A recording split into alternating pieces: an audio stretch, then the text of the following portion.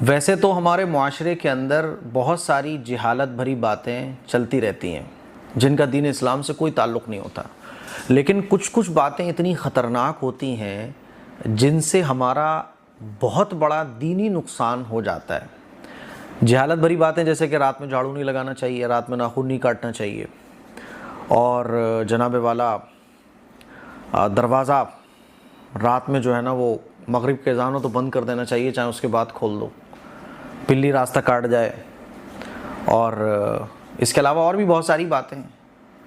لیکن کچھ باتیں ایسی ہیں جن سے ہمارا دین کا بہت بڑا نقصان ہوتا ہے، جیسے کہ ایک بات لوگوں میں بڑی مشہور ہے کہ لڑکیوں کو حافظہ نہیں بنانا چاہیے۔ ارے جی کیوں نہیں بنانا چاہیے؟ کہہ رہے لڑکیوں کی شادی ہو جاتی ہے تو گھر گرہستی کی ذمہ داریوں میں وہ قرآن کو بھول سکتی ہیں، قرآن کو بھولنے کے چانسز بہت زیادہ ہیں، اور قرآن مجید یاد کرنے کے بعد اگر کوئی بھول جائے تو اس کے لیے بڑی وعید ہے، اور تو لڑکیوں کو حافظہ نہیں بنانا چاہیے۔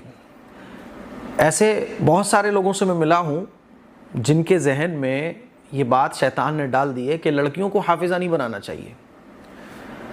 ہو سکتا ہے آپ لوگوں میں سے بہت سارے لوگ ایسا سوچتے ہوں، کمنٹ کر کے بتائیے گا۔ تو اچھے طریقے سے یہ بات سمجھ لیں، جس طرح سے حافظ قرآن کے لیے فضیلت ہے، ویسے ہی حافظہ کوئی لڑکی ہو اس کے لیے بھی فضیلت ہے۔ جس طرح سے مرد اگر حافظ قرآن ہو تو اس کو جو فضیلتیں ملیں گی، کوئی اگر لڑکی حافظہ ہو تو اس کو بھی اتنی ہی فضیلتیں ملیں گی۔ دین اسلام نے جس طرح سے کوئی دین کا کام کرنے کی فضیلت مردوں کے لیے بیان فرمائی، عورتوں کو اس میں پیچھے نہیں رکھا، عورتوں کے لیے بھی وہ فضیلت ہے۔ ہاں کچھ طور طریقے بدل جاتے ہیں، ورنہ آپ دیکھیے صحابیات میں کتنی صحابیات ایسی تھیں جو حافظہ تھیں، بلکہ حدیثوں کی حافظہ تھیں۔ حافظہ تو تھی ہی قرآن کی، حدیثوں کی بھی بڑی بڑی حافظہ گزری ہیں۔ حضرت عائشہ صدیقہ رضی اللہ تعالی عنہ، جب بڑے بڑے صحابہ کسی مسئلے میں پھنس جاتے تھے تو وہ حضرت عائشہ صدیقہ رضی اللہ تعالی عنہ کے پاس آیا کرتے تھے اور اماں عائشہ سے وہ مسئلہ سالو کرواتے تھے کہ اس کا کیسے مسئلہ ہوگا۔ تو عورتوں کو دین کا علم بہت زیادہ ہونا چاہیے، اور عورتیں اگر دین کا علم حاصل کریں گی تو ان کو بھی وہ فضیلت حاصل ہوگی جو مردوں کو حاصل ہوتی ہے۔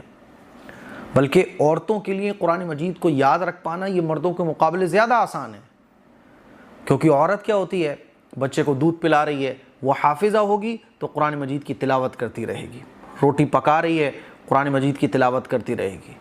اور عورتوں کا جو کام ہوتا ہے وہ گھر کا ہوتا ہے، جس میں قرآن مجید کو پڑھنا یاد رکھ پانا زیادہ آسان ہوتا ہے مردوں کے مقابلے میں۔ مرد کے جو کام ہیں وہ تو باہر کے ہوتے ہیں کہ 10-12 گھنٹے آدمی باہر کام کر رہا ہے، دکان پہ بیٹھا ہوا ہے، جس میں باڈی بھی چل رہی ہے، زبان بھی چل رہی ہے، موقع نہیں مل پاتا۔ لیکن عورتوں کے لیے قرآن کو یاد رکھ پانا یہ بہت آسان ہے۔ ہمارے استاذ محترم شہر مفتی تنویر صاحب فیروز آباد دامت برکاتہم العالیہ، 3 بیٹیاں تھیں، ان کی تینوں بیٹیوں نے حفظ قرآن کیا اور تینوں حافظہ تھیں۔ 5 بچے ان کے، 3 بیٹیاں 2 بیٹے، پانچوں کے پانچوں حافظ، خود بھی حافظ مفتی صاحب، بیوی بھی حافظہ۔ اور مفتی صاحب کی جو اہلیہ محترمہ ہیں وہ خود حافظہ تھیں، جس کی وجہ سے مفتی صاحب کے بچوں کا حافظ قرآن بننا زیادہ آسان ہو گیا، کیونکہ مفتی صاحب موجود نہیں ہے تو اہلیہ نے قرآن سن لیا۔ تو میرے عزیز بھائیوں، میری بہنوں، جس طرح سے مرد حافظ قرآن بن سکتا ہے، عورتیں بھی حافظہ بن سکتی ہیں۔ جس طرح سے مردوں کے لیے فضیلت ہے، عورتوں کے لیے بھی ہے۔ دین اسلام میں عورتیں اور مرد فضیلت میں بالکل برابر ہیں۔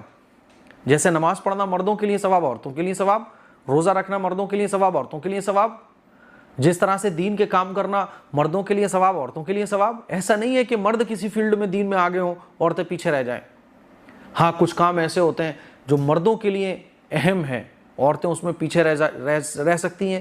تو کچھ صحابیات نے حضور سے آ کے عرض کی، یا رسول اللہ، مرد تو میدان کے عمل کے میدان میں بہت آگے بڑھ گئے عورتوں کے مقابلے میں، عورتیں تو پیچھے رہ گئیں۔ تو حضور علیہ الصلوۃ والسلام نے ارشاد فرمایا کہ ایسا نہیں ہے۔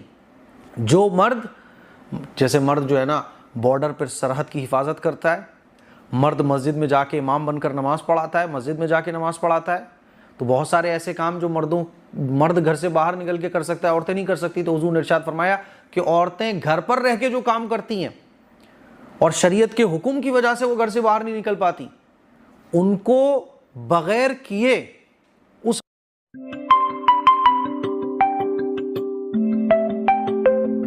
عمل کا ثواب ملتا ہے جو مردوں کو کرنے کے بعد ملتا ہے۔